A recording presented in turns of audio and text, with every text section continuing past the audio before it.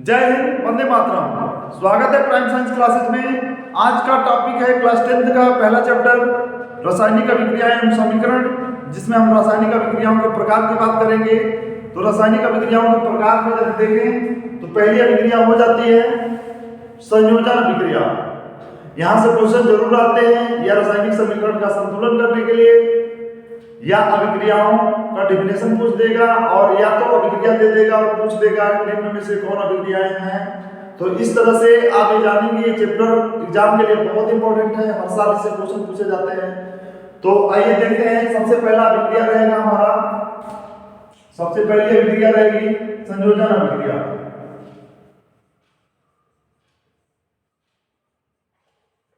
संयोजन अभिक्रिया जिसे हम कहेंगे योगात्मक अभिक्रिया, जिसे हम कहेंगे योगात्मक अभिक्रिया।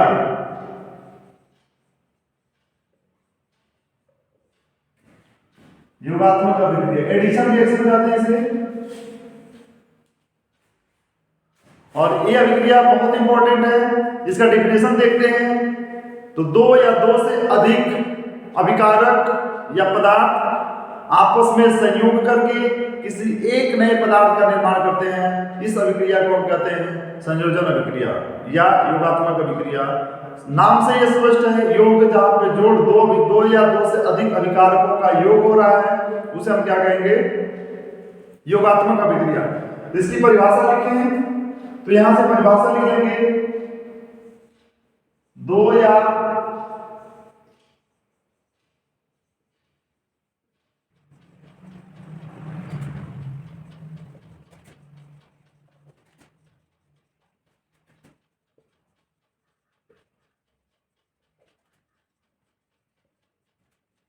ये हमारा डेफिनेशन हुआ कि दो या दो से अधिक अभिकारक या पदार्थ मिलकर एक नए उत्पाद का निर्माण करते हैं, योगात्मक अभिक्रिया कहलाती है।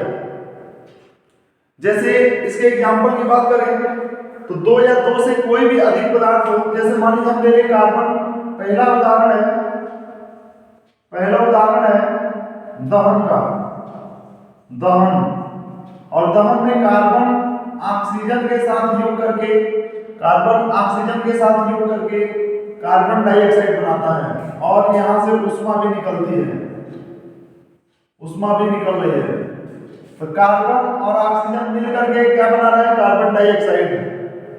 ये है दहन वाली अभिक्रिया। दूसरा हम लिखेंगे एक और जल का निर्माण। और जल के निर्माण में देखेंगे तो हाइड्रोजन गैस है, यह ऑक्सीजन गैस के साथ अभिक्रिया करके और H2O बनाता है, यानी जल का निर्माण करता है। अब देखिए अभिक्रिया बैलेंस करना बहुत इंपॉर्टेंट है। अभिक्रिया को बैलेंस करने के लिए एक रूल अपनाएंगे। सबसे पहले उत्पाद में देखेंगे कि किस परमाणु की या किस अणु की संख्या में कमी है। तो सबसे पहले देखेंगे कि यहाँ ऑक्सीजन 2 है, हाइड्रोजन भी 2 है। यहाँ हाइड्रोजन 2 है लेकिन ऑक्सीजन कम है। अब सबसे पहले ऑक्सीजन को बैलेंस कर लेंगे और ऑक्सीजन को बैलेंस करेंगे तो देखेंगे यहाँ ऑक्सीजन 2 है, यहाँ भी 2 है। तो इसके सामने लिखते हैं हम 9 की बगल में, सामने लिखेंगे कितना, लिखेंगे 2। अब जैसे ही 2 लिख दिया तो ऑक्सीजन तो बैलेंस हो गया, लेकिन हाइड्रोजन हो गया 2 दूना के 4। अब 4 हाइड्रोजन हो गया तो इधर भी 4 करने के लिए हम इसके सामने भी 2 लिख देंगे और इस तरह से हमारी अभिक्रिया संतुलित हो गई, बैलेंस हो गई।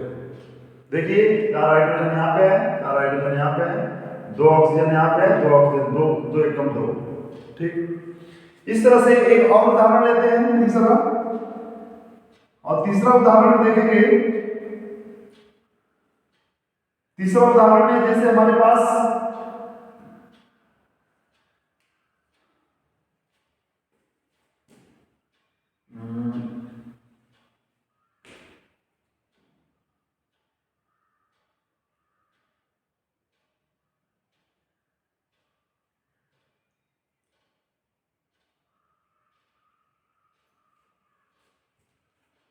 जैसा कि तीसरा उदाहरण लेंगे CaCO3 का निर्माण। CaCO3 का निर्माण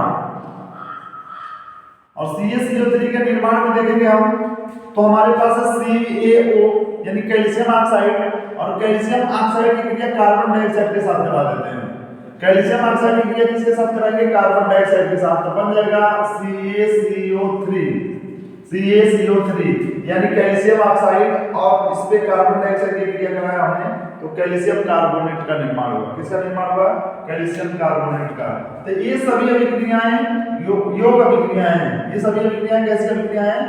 योग अभिक्रियाएं हैं। एक और अभिक्रिया देखेंगे, अमोनिया का निर्माण। अमोनिया का निर्माण, और अमोनिया के निर्माण में देखेंगे तो हमारे पास है नाइट्रोजन गैस और हाइड्रोजन गैस। एक नियम होता है जो क्लास 12 में आएंगे तो पढ़ेंगे, हैबर विधि द्वारा अमोनिया का निर्माण। तो वही विधि है जिसमें नाइट्रोजन और हाइड्रोजन गैस आयरन उत्प्रेरक की उपस्थिति में एक दूसरे से क्रिया करके और अमोनिया का निर्माण करते हैं, यानी NH3 का निर्माण करते हैं। इसका निर्माण करते हैं, अमोनिया का निर्माण करते हैं। ठीक है, और इसमें आप देखेंगे फिर वही रूल, बैलेंस करने का सबसे आसान नियम है कि उत्पाद में जो तत्व कम है उसको सबसे पहले संतुलित करेंगे। नाइट्रोजन की संख्या 2 है, यहाँ पे 1 है। हाइड्रोजन की संख्या 2 है, यहाँ पे 3 है।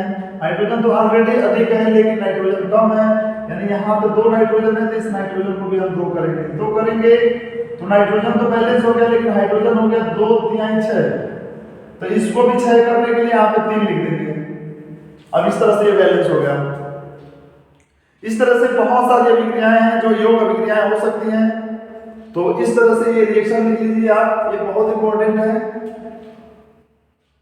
और इसके बाद दूसरी अभिक्रिया देखते हैं। दूसरा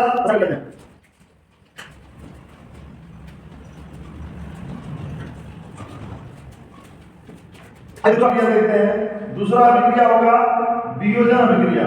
वियोजन अभिक्रिया, इसी को अपघटन अभिक्रिया भी कहते हैं। इसी को अपघटन अभिक्रिया भी कहते हैं। अपघटन अभिक्रिया योगात्मक अभिक्रिया के सीधे ये उल्टी अभिक्रिया है, उसके विपरीत अभिक्रिया है विघटन अभिक्रिया या अपघटन अभिक्रिया, डिकम्पोजिशन रिएक्शन। और इसका डेफिनेशन हो जाएगा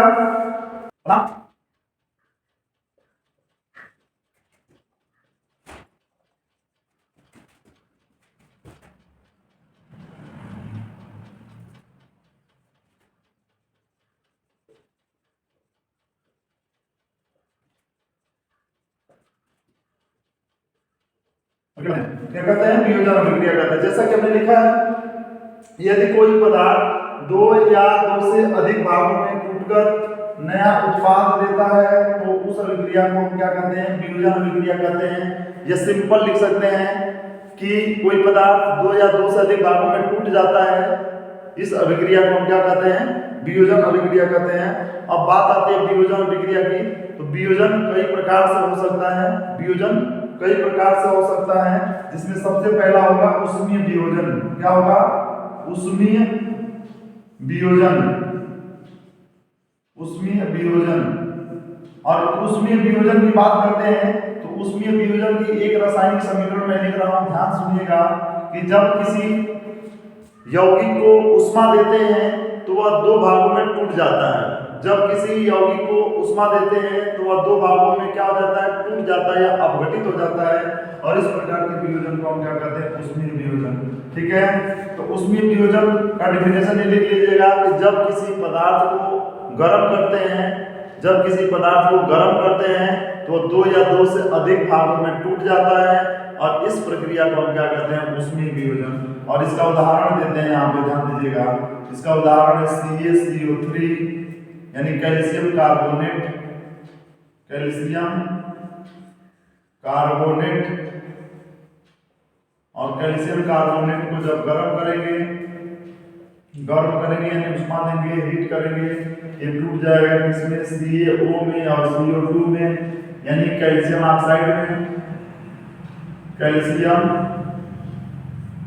ऑक्साइड और कार्बन डाइऑक्साइड में। ठीक है, टूट जाएगा। इसी तरह से एक और अभिक्रिया इसका देखते हैं, एक और अभिक्रिया देखते हैं, जैसे मान लीजिए हमारे पास है CaOCl2, CaOCl2 इसको कहते हैं विरंजक चूर्ण, विरंजक चूर्ण या ब्लीचिंग पाउडर भी कहते हैं। और ब्लीचिंग पाउडर को भी जब गर्म करेंगे ये टूट जाएगा किसमें, CaO में, प्लस Cl2 गैस बाहर निकल जाएगा। ठीक है, तीर का निशान दिया है हमने, गैस ऊपर निकलता है, बाहर निकलता है। ठीक, इस तरह से दूसरा अभिक्रिया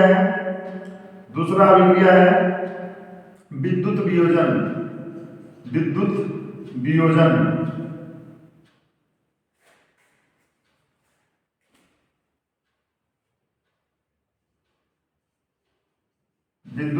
दूसरा अभिक्रिया है। और विद्युत वियोजन में देखेंगे कि जब भी किसी पदार्थ को विद्युत धारा में प्रवाहित करते हैं तो अपघटित हो जाता है, और इस अपघटन को हम क्या कहते हैं, विद्युत अपघटन कहते हैं या विद्युत वियोजन कहते हैं। जैसे मान लीजिए हमारे पास है जल, और जल का विद्युत अपघटन करेंगे,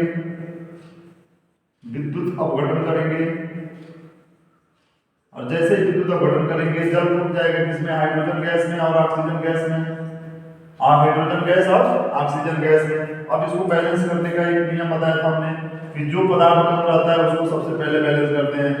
ऑक्सीजन 2 है तो इस ऑक्सीजन को हम 2 करेंगे, और 2 करने के लिए सामने 2 लगाएंगे तो हाइड्रोजन की संख्या भी कितनी हो जाएगी, 4। तो हाइड्रोजन को बैलेंस करने के लिए इसके सामने भी 2 लगा देंगे। ठीक है, तीसरी बात आती है एक अभिक्रिया, तीसरी अभिक्रिया है प्रकाशीय वियोजन।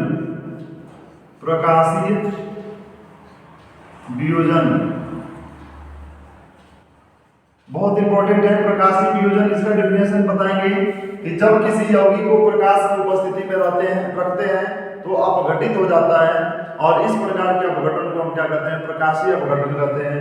और इसका उदाहरण लिखें तो हो जाएगा AgCl यानी सिल्वर क्लोराइड।